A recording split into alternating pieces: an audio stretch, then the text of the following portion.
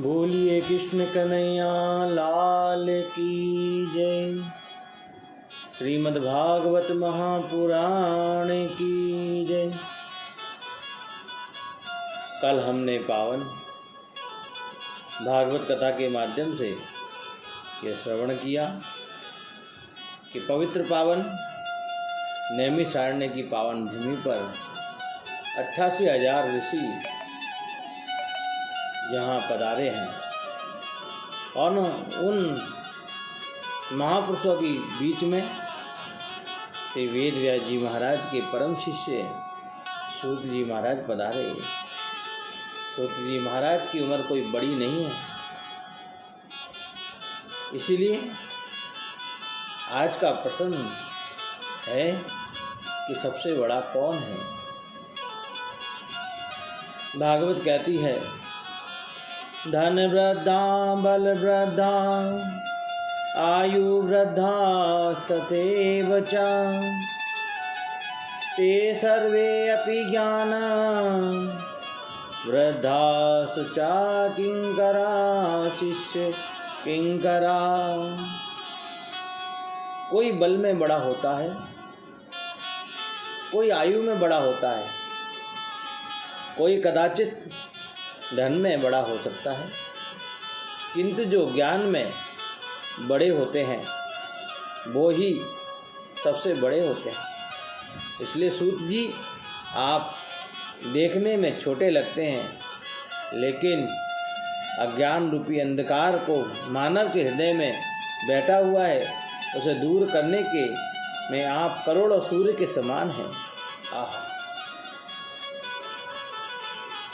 अज्ञानता रूपी अंधकार मनुष्य के हृदय से दूर करने में अगर कोई सामर्थ्यवान है तो वो ज्ञानी पुरुष है। इसीलिए आप हमें कोई ऐसी कथा सुनाएं जिससे संसार के लोगों के कष्ट की निवृत्ति हो जाए और गोविंद की प्राप्ति हो जाए। कृष्ण प्राप्ति करम शाश्वतम साधनम तद धानुना। महात्मा संत और विद्वानों के पास जाकर कभी व्यर्थ का प्रश्न मत करो। संतों के पास जाकर कभी ये प्रश्न मत करें कि हमारा व्यापार कैसे चलेगा। संत के पास जाकर के प्रश्न मत करो कि हमारी आमदनी कैसे बढ़ेगी। महात्मा के पास जाकर के फालतू प्रश्न नहीं करना चाहिए। संतों के पास जाकर के तो बस इतना कहो कि मुझे गोविंद की प्राप्ति कैसे होगी, श्री कृष्ण चरणों की प्राप्ति कैसे होगी। क्योंकि भागवत में वर्णन आता है, संतों का क्षण और अन्न का कण कभी व्यर्थ नहीं जाना चाहिए। इसीलिए भगवान की प्राप्ति कैसे हो ये हमें कोई संत ही बता सकते हैं। सौनक आदि ऋषि ने सूत जी से यही प्रश्न पूछा कि संसार के लोगों को कृष्ण की प्राप्ति कैसे हो। ऐसा साधन बताओ कि गोविंद की से कैसे मिले। इसको सुनकर के सूत जी महाराज गदगद हो गए और ऋषियों से बोले, आपने बिल्कुल सही प्रश्न पूछा है। हम लोग जन्म लेते हैं, बड़े होते हैं, लंबे होते हैं, आयु वाले होते हैं, वृद्ध होते हैं और मर जाते हैं। जीवन के पहलुओं को हमने कभी समझने का प्रयास ही नहीं किया। लोग जीवन को ऐसे ही बर्बाद कर देते हैं। कितने लोग ऐसे हैं जिन्हें मैं जानता हूँ जो अपना समय घंटों बर्बाद करते हैं, इधर उधर बैठ करके 10 घंटे निकाल देंगे और कथा में आकर के बैठ जावे तो 3 घंटे में 50 बार वो अपनी घड़ी को देखते हैं, कब जल्दी 12 बजे और कब छुट्टी हो। संसार के कार्यों में हमारी दुष्ट प्रवृत्तियाँ इतनी बढ़ रही हैं और भगवत कार्यों में संकोच होता है। हाँ भाई, उनकी यहाँ से निमंत्रण आया था तो कथा में जाना पड़ेगा। कथा में आए, लिफाफा चढ़ाया और चल दिए। बोलिए जय श्री कृष्णा। ये जो प्रवृत्ति हमारी हो गई है, यह केवल समय का दुरुपयोग है। शौनक आदि इसी कहते हैं, काल बयाल मुख ग्रास त्रास निर्नाश हेतवे। हमारे जीवन में क्या है, ध्यान दें।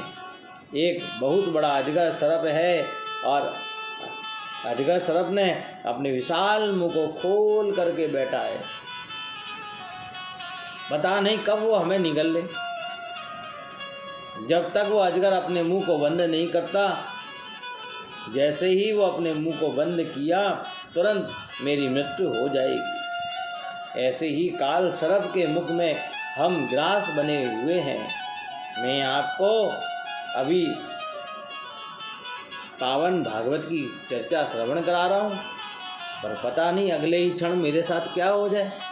इसीलिए कभी भी अभिमान हम नहीं करें, क्योंकि समय का कोई भरोसा नहीं है। मानव की सबसे बड़ी भ्रांति है कि वो चिंता ज़्यादा करता है और चिंतन नहीं करता। जीवन में चिंता को मिटाना और चिंतन को बढ़ाओ, यदि मुक्ति का साधन है। अब चिंतन कैसे बढ़े और चिंता से मुक्ति कैसे मिले, ये सिखाते हैं हमें श्रीमद् भागवत ग्रंथ। ये भागवत महान सदग्रस्त ग्रंथ है, यही मुक्ति प्रदान करता है। श्री सूत जी कहते हैं, भागवत की कथा श्रवण का अधिकारी तो कभी कभी देवताओं को भी प्राप्त नहीं होता।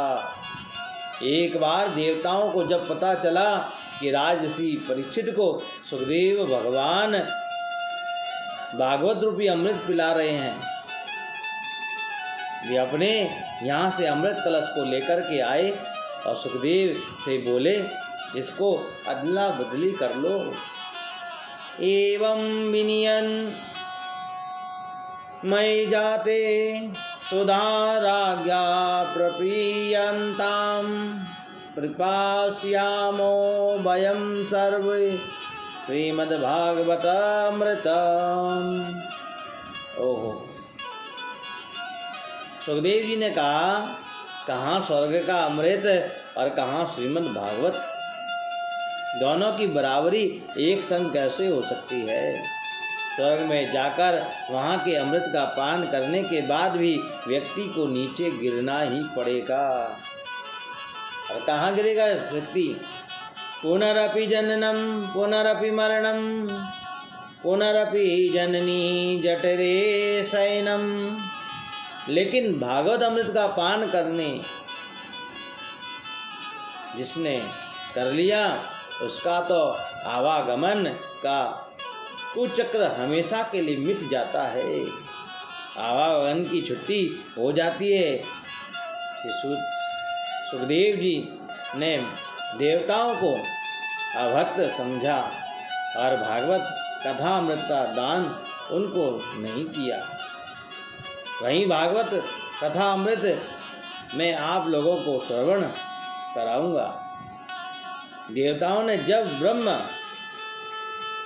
जी से शिकायत की और ब्रह्म ने तराजू लेकर तौलना शुरू किया, एक पलने में दुनिया के समस्त साधनों को रख दिया और दूसरे पलने में केवल श्रीमद् भागवत ग्रंथ को रखा।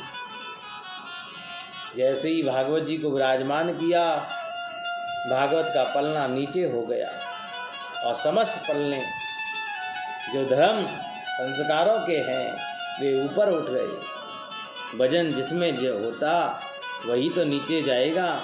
ब्रह्मा जी ने कहा, देवताओं से श्रीमद् भागवत कोई पोथी नहीं है, भागवत कोई किताब नहीं है, भागवत तो साक्षात श्री कृष्ण है।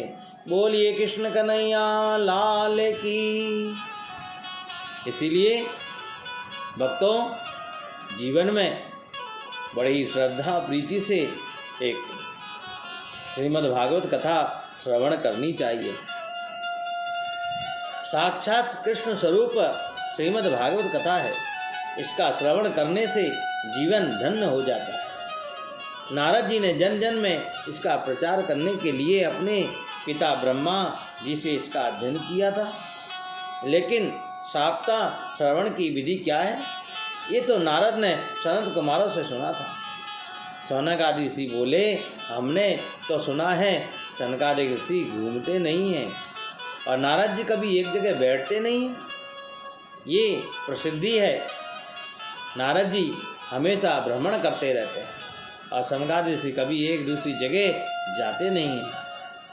और भागवत की कथा में मन यदि चंचल हो, मन में बातें कई प्रकार की हो, तो भी कथा का आनंद नहीं मिलता। भागवती कथा में 5 बातों का ध्यान रखना चाहिए। पहली, कथा के लिए स्थान बड़ा ही सुंदर हो, जहाँ बाहर की आवाज़ हमें सुनाई नहीं दे।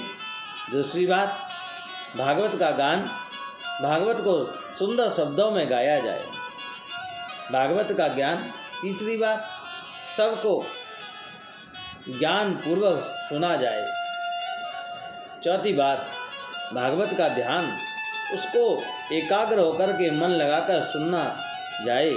पांचवा, भागवत में आपके कान एकदम भागवत में जुड़ जाएं, तो ही भागवत कथा श्रवण का फल आपको प्राप्त होता है।